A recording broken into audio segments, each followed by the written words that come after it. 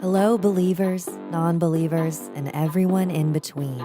You're listening to Stories with Sapphire. I am Sapphire Sandalo. Now get cozy and open your mind because it's story time.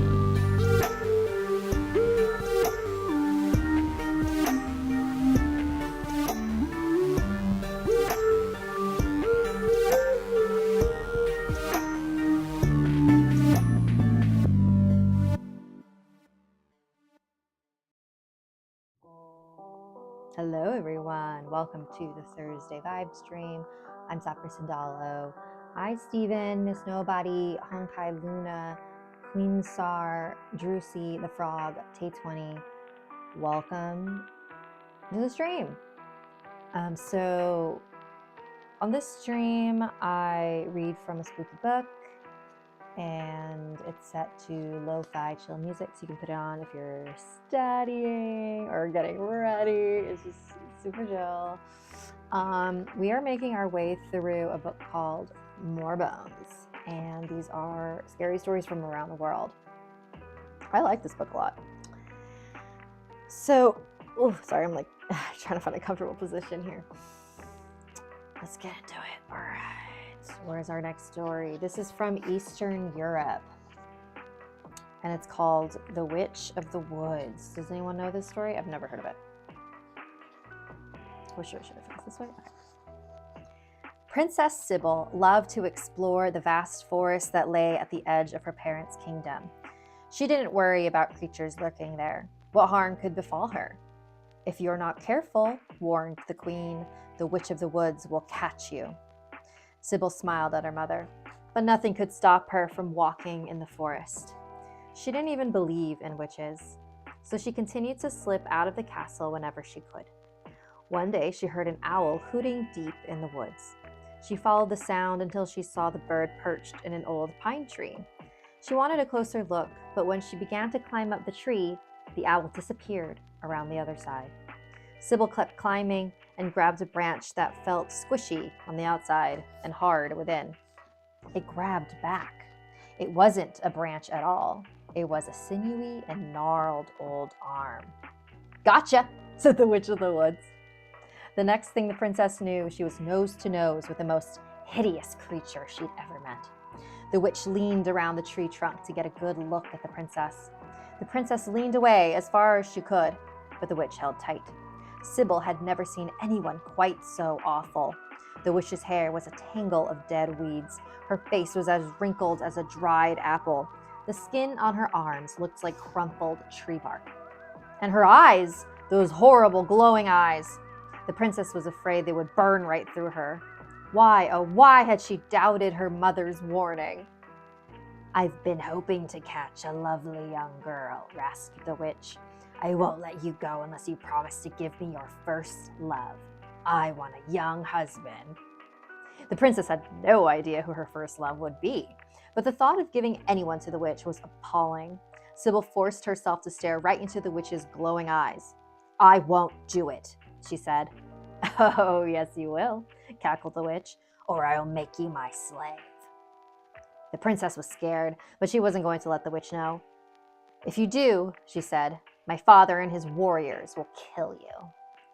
The witch hooted. "How could anyone kill me? No one can find me." "I just did," said the princess.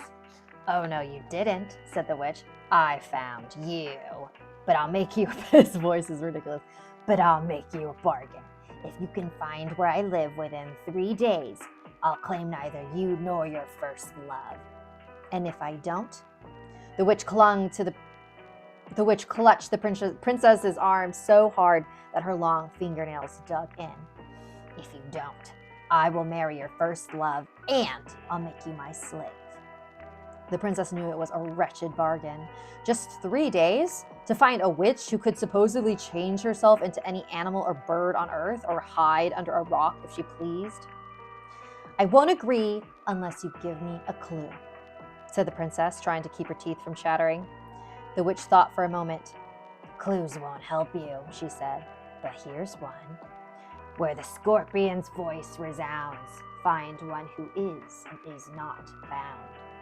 She let go of the girl's arm, turned herself into an owl, and flew away.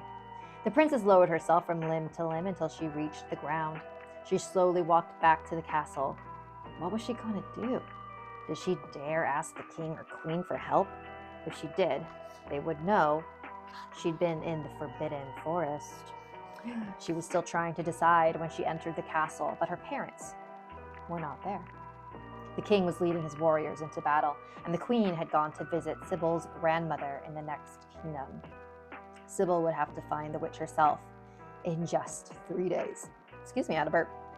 The next morning, the princess returned to the forest so early that dew still clung to the grass. She walked for miles, zigzagging and backtracking, peering into caves, behind trees, under rocks. She tramped through the forest all that day, but she found no trace of the witch's home.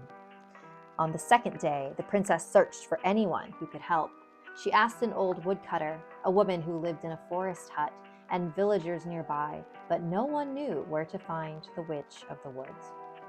On the third morning, the princess felt desperate. She had only 1 day left. She wondered if the witch had become an owl again. All day long, Sybil scanned the treetops until her neck ached. She even climbed a huge pine to look out over the forest. But she saw nothing resembling a witch, only squirrels and foxes and every songbird imaginable. When she had lowered herself almost down to the ground, she saw something suspicious. She held tight to the tree and didn't make a sound. For there below her, a deer was scooting past, but it didn't quite look like a deer. Its eyes glowed like those of the witch. The moment it ran past, Sybil dropped down from the tree and chased it, staying out of sight as best as she could. Several times she almost lost track of it, but finally it stopped by an abandoned well.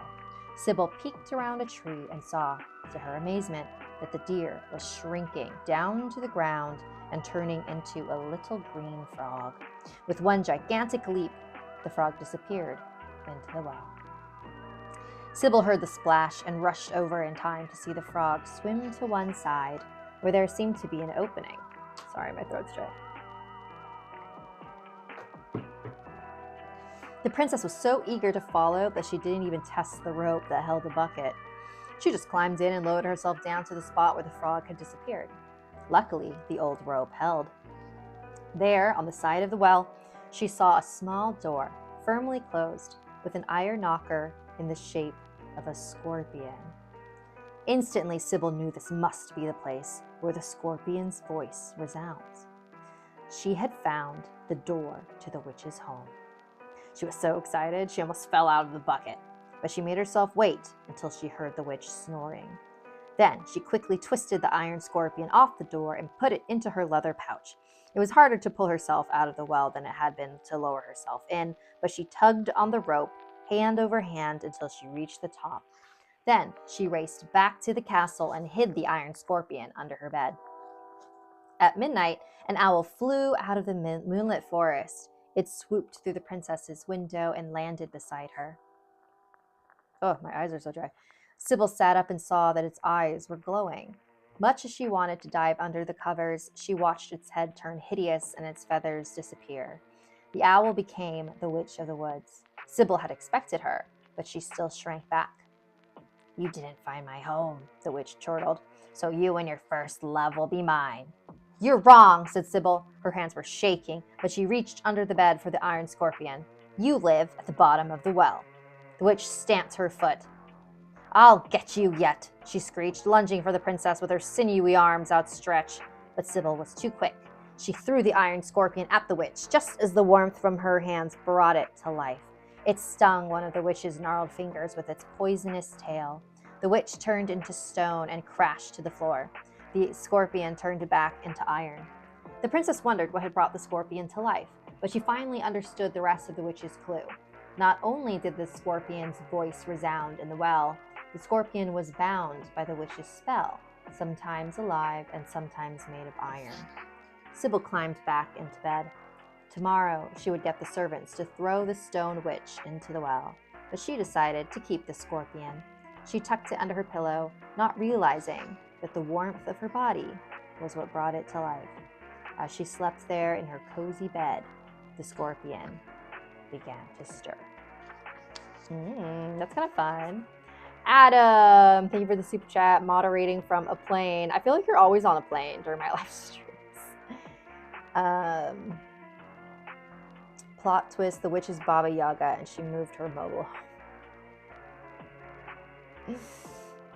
All right. Oh gosh, my eyes are like so dry. Oh yeah, I don't know if any of you were watching the stream I did last week and I was talking about my eyes being weird. They're just dry. There's nothing wrong with my eyes, they're just dry. How stupid is that? And apparently dry eyes is like a long COVID thing, so I don't know if that's, I mean, I did not have dry eyes until after I got COVID, so maybe that's my thing. Who knows? All right, y'all. Here's our next story. This one's called Wishes Gone Awry, and it's from Scotland. I don't know why I said it like that. Okay. John thought Helen was the prettiest girl in the village, but she had no use for him. Why would I marry a fisherman like you, she asked, when I could marry the lord of the manor? John strode out of her house and down the steep path to the beach. He was too angry to see the spring flowers bursting into bloom or notice the soft breeze blowing in from the sea. But suddenly he stopped. What was that eerie sound, unlike anything he had ever heard before?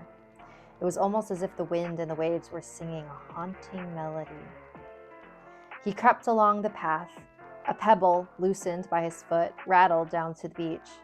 Did the singer hear him coming? He stood listening, and the unearthly song continued. When he reached the bottom of the path, he slipped behind a boulder and peeked around one side. The hair at the back of his neck stood on end. There was a stranger there, singing that eerie song. She was half under the waves, tucking seashells and starfish into her long, golden curls. How odd, John thought, but he was even more surprised by what she did next. She swam to the shore and flung herself up on a flat-topped rock with a flip of her tail. So, mermaids were real, just as his grandmother had said so long ago. Her old stories flooded into his mind. They're a fickle lot, she told him. If they like you, they'll give you calm seas. If they don't like you, expect trouble. But listen, if you find a fishy scale from a mermaid's tail, she must grant you 3 wishes. 3 wishes? That's just what John needed. He tiptoed over to the mermaid's rock and leaped up behind her, plucking one of her golden scales. She screeched and slapped him with her tail. He waved the scale in front of her nose. Now you owe me 3 wishes. You didn't find it, you took it, she cried. She tried to grab it back. It was obvious to John that she was furious. Then, a crafty look came into her eyes. Maybe I could grant your wishes after all, she said, in falsely honeyed tones. My first wish is for Helen to marry me, he said. I don't understand why she said no. My second wish is to catch the biggest fish in the sea, so I'll make lots of money and won't have to go fishing every day. My third wish is not to die by drowning. He had known too many fishermen whose lives had been lost at sea. Granted, said the mermaid, but this time her voice was harsh. Oh, oops, granted. This time her voice was harsh. She dove into the waves and swam away, but when she turned to look back at him, he felt a twinge of fear. Her eyes were flashing with anger. John remembered what his grandmother had said about the amazing powers of mermaids. He began to wonder if he should have plucked that golden scale. Will the angry mermaid unleash a ferocious storm or send a devastating wave upon the land? And what if she was so mad she didn't grant his wishes after all? He decided to test her word. John ran up the path to the village and went directly to Helen's house. Again, he asked Helen, "Will you marry me?" She looked dumbfounded. The thought in her head was, of course not. But the word that came out of her mouth was, yes. 1 wish granted, John said to himself, but what he really should have wished for was a happy marriage. A happy marriage because Helen made his life miserable. She didn't understand why she had said yes, and she never stopped telling John how unhappy she was to be his bride. Even the neighbors could hear her screaming at him. He no longer regretted fishing every day. It was such a relief to get out of the house and away from her nagging. One morning, John decided to see if his second wish would come true. He bought a far stronger fish line than usual and a much bigger hook. Then, off he sailed.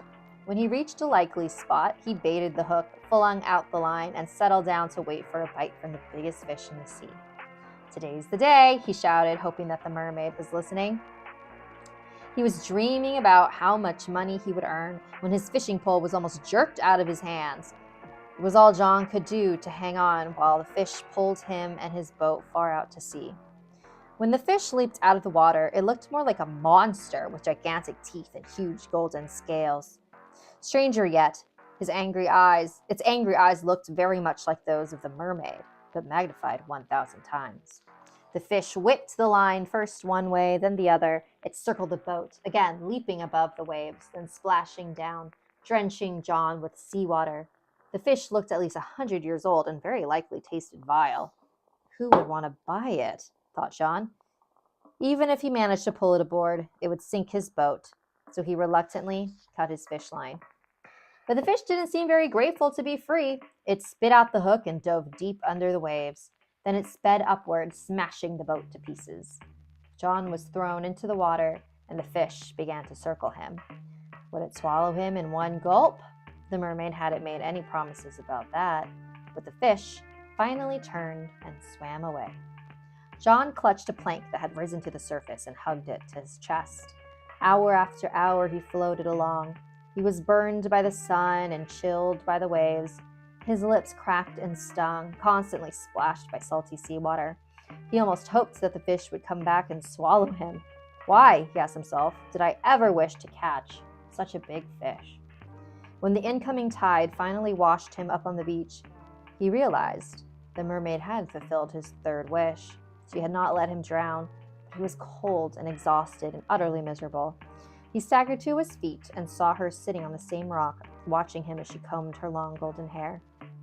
She looked incredibly triumphant. Did it please her that his wishes had gone awry? John crawled up the path to the village. When he tottered home, Helen started berating him. "What did you do to yourself?" she scolded. He told her all the terrible things he'd endured, but she just screamed, "You lost our boat? Now what will we do?" John fell into bed without bothering to take off his clothes and pulled a pillow over his ears. When he awoke, he was ranting about dangerous mermaids. "Stop blaming mermaids," Helen screeched. "They don't exist." John decided he would prove her wrong if it was the last thing he did.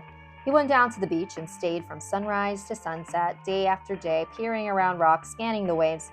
He had to catch that mermaid to prove himself to his wife. One day, he hid under a pile of seagrass that had washed in with the tide. He waited there for hours. Bugs dropped out of the grass and crawled all over him. Sand sifted into his hair and ears and down the back of his shirt. At last, the unsuspecting mermaid swam ashore and flipped herself up on the nearest rock. She was singing her haunting songs again, and the longer John listened, the odder he felt. Before she completely befuddled his mind, John started to inch along, moving the entire pile of grass her way. She didn't notice a thing, not until she tilted down her mirror to admire her golden curls. That's when she saw a startling reflection. John was rising out of the grass, ready to catch her, but she was ready too. She swung around and swatted his nose with her golden mirror. "If it's scales you want, you can have them." John was so surprised that he grabbed his poor nose. But he didn't feel skin. His face seemed to be sprouting scales like those of a fish. John wrenched the mirror out of the mermaid's hand, but before he could see what was happening, he dropped it. His hand had turned into a fin. What was wrong with his legs? He flopped down on the sand. He could hardly breathe. He knew he had to get into the sea. Suddenly he was swimming and was hungrier than he had ever been in his entire life. He lunged for a worm that he saw dangling in the water, but he didn't see the hook.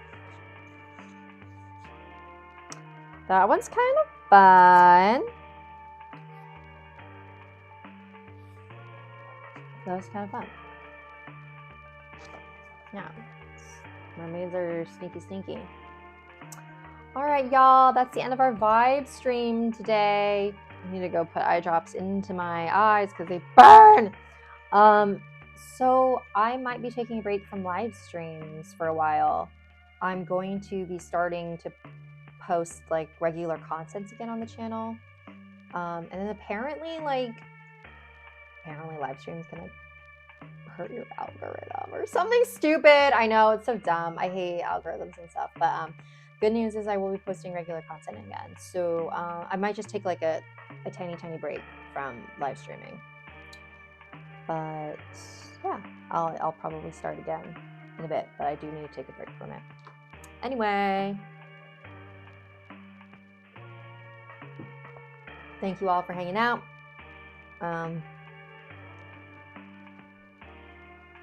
Cool. But check the community tab to see if I'll be live streaming next week. I think